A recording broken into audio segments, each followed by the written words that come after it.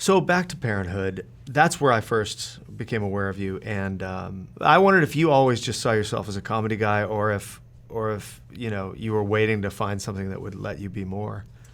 Well, yeah, it was all like a series of weird coincidences that led to that show and me being on it. And Yeah, how did you end up on well, it? like in the quickest nutshell possible, I moved to LA because I wanted to do stand-up, and I was afraid to do it in Detroit. And I thought, well, if I move all the way across country, I will have to do it. Because I've made this huge commitment. Well, I didn't do it. I got into sketch comedy. And then I was in the Groundlings. And as soon as that happened, my singular goal was I want to get on Saturday Night Live. I hadn't even really considered whether I wanted to be an actor. I just wanted to be on Saturday Night Live.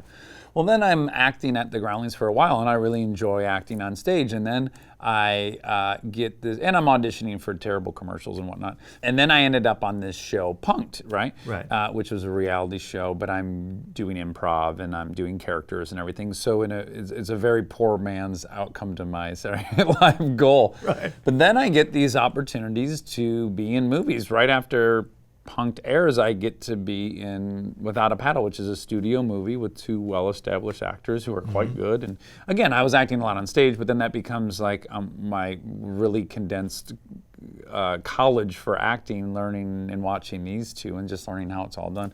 And then I did a bunch of comedies, and then my singular goal as an egomaniac was I got to become Will Ferrell. Like, I'm in these comedies, and now I got to become Adam Sandler or whatever. Like, this is the top of the mountain. That's where I should go. And then that didn't pan out the way I hoped. And I did this movie called The Freebie, which was an 11-day shoot. It was all improv. And the movie turned out shockingly beautiful and great, and it got into Sundance. And it's definitely the most positive response I've ever gotten as an actor was this movie. And because it was improv, I couldn't do a character. Like, I could have never improv'd for 11 days straight as a character. I wouldn't know enough info of that person's life or whatever. So I was really just being myself in a different situation.